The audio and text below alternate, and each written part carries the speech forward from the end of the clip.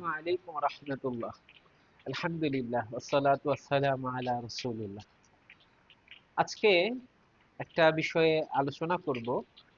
বর্তমানে গাজী রাকায়েত তার একটি পডকাস্ট নিয়ে অনেক বেশি আলোচনা সমালোচনা হচ্ছে। এই আলোচনায় তার এই আলোচিত পডকাস্টের মধ্যে কিছু ভুল তার দৃষ্টিভঙ্গি আছে কোরআনের সঙ্গে গাণিতিক বিভিন্ন বিষয় মেলাতে গিয়ে। সেই বিষয়ক আলোচনায় আমি প্রবেশ করছি না।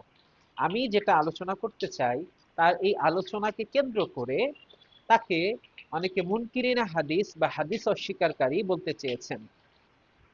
এই বিষয়টি আসলে সঠিক কিনা, এটা এই কারণে গুরুত্বপূর্ণ যে আমরা দায়ী হিসেবে, মুসলিম দায়ী হিসেবে আমরা কাউকে এমনভাবে আঘাত করব না বা এমনভাবে তাকে ট্যাগ লাগাবো না যে কারণে সেই ব্যক্তি আমাদের কাছ থেকে বা ইসলাম থেকে সে ব্যক্তি দূরে সরে যায়।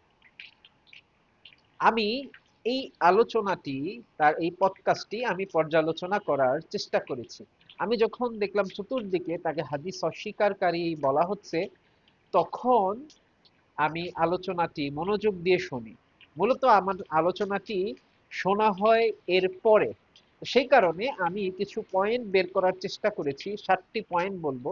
এখানে তিনি মূলত কোরআন কেন্দ্রিক আলোচনাই বেশি করেছেন এবং তিনি সরাসরি কোনো হাদিস উল্লেখ করেননি, কিন্তু 7টা পয়েন্ট আমরা আলোচনা করব, যার মাধ্যমে আমি বোঝার চেষ্টা করব বা আপনাদের সঙ্গে শেয়ার করার চেষ্টা করব আসলে তাকে হাদিস অস্বীকারী বলা যায় কিনা। 1 নম্বর পয়েন্ট হচ্ছে, তিনি তার আলোচনার মাঝখানে 1,24,000 পয়গম্বর নবী রাসূল আল্লাহ সুবহানাহু ওয়া তাআলা পৃথিবীতে পাঠিয়েছেন এই বিষয়ে আলোচনা করেন। এই বিষয়ক আলোচনাটি মূলত এসেছে হাদিসে, কোরআনে কিন্তু কোথাও আসেনি যে পৃথিবীতে 1,24,000 নবী রাসূল পৃথিবীতে এসেছেন। 2 নম্বর যেই পয়েন্টটি আলোচনা করব সেটি হচ্ছে, তিনি তার জীবনের একটি ঘটনা বলতে গিয়ে তিনি বলছিলেন যে আমি একবার অজু করে কোরআন হাতে নেই পড়ার জন্য।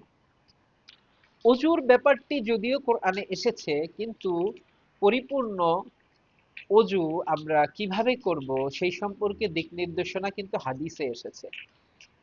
এখান থেকে কিছুটা ধারণা পাওয়া যায়, কিছুটা ইশারা পাওয়া যায়, যদিও কোরআনে উযু সম্পর্কে উযুর যে একেবারে ফরজ যে অঙ্গগুলো ধোয়া সেগুলো সম্পর্কে এসেছে, কিন্তু উযু সম্পর্কে বিস্তারিত ধারণা কিন্তু হাদিসে এসেছে।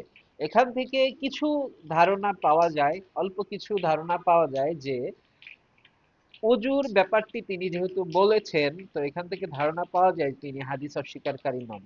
3 নম্বর যে পয়েন্টটা বলবো সেটা হচ্ছে যে অজু করে কোরআন হাতে নেওয়া, অজু করে কোরআন স্পর্শ করা, এটা মূলত হাদিসের একটি মাসালা।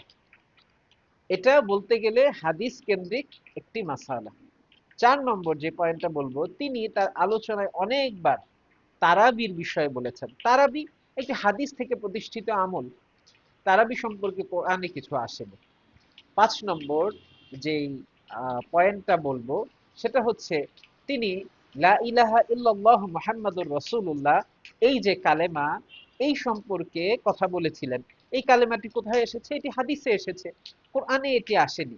যদিও এই কালেমা সহি শুদ্ধভাবে বর্ণিত হয়েছে কিনা এটা নিয়ে অনেকে একটা আলাপ বা একটা বিতর্ক উঠাতে চান, সেই দিকে আমি যাচ্ছি না, কিন্তু এটা মূলত এসেছে হাদিসে। এখন সেই আলোচনায় আমি নাই ঢুকলাম যে এটা সহি হাদিসে হাদিসে এসেছে নাকি জয়ীফ হাদিসে এসেছে। 6 নম্বর যেটা বলবো, তিনি তার আলোচনায় এক পর্যায়ে আত্তাহিয়াতু তাশাহুদের বিষয়ে বলেন। এটা তো হাদিস থেকে পাওয়া একটি আমল, এই সম্পর্কে তাশাহুদ সম্পর্কে তো কোরআনে কিছু আসেনি। 7 নম্বর যেই পয়েন্টটা বলবো সেটি হচ্ছে তিনি তার ছোটকালে তিনি নামাজ পড়তেন, তার বাবা নামাজি ছিলেন, এটা তিনি বলেছেন। তো নামাজ সম্পর্কে যেহেতু বলেছেন, এখন কেউ বলতে পারেন এটা তার পূর্ব জীবনের কথা।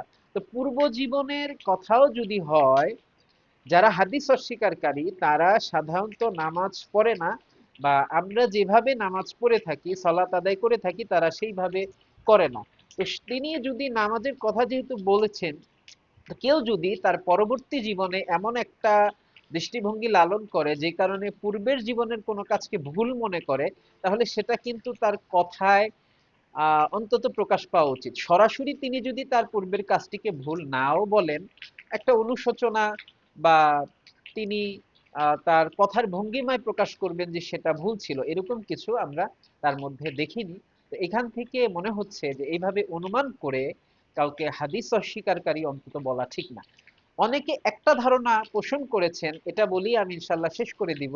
সেটা হচ্ছে যে তিনি কেন দিনের দিকে ফিরে এসেছেন, এটা যদি আমরা ধরি, তাহলে তিনি কেন তার চলচ্চিত্র জীবন থেকে ফিরে আসেননি। আমি স্পষ্ট জানি না যে তিনি তার চলচ্চিত্র জীবন থেকে ফিরে এসেছেন কিনা, তবে অনেকে বলতে চাচ্ছিলেন যে তিনি ফিরে আসেননি। এটাও যদি সত্য হয়, এক্ষেত্রে বলবো যে মানুষের তাকওয়ার স্তর আছে, হিদায়াতের স্তর আছে।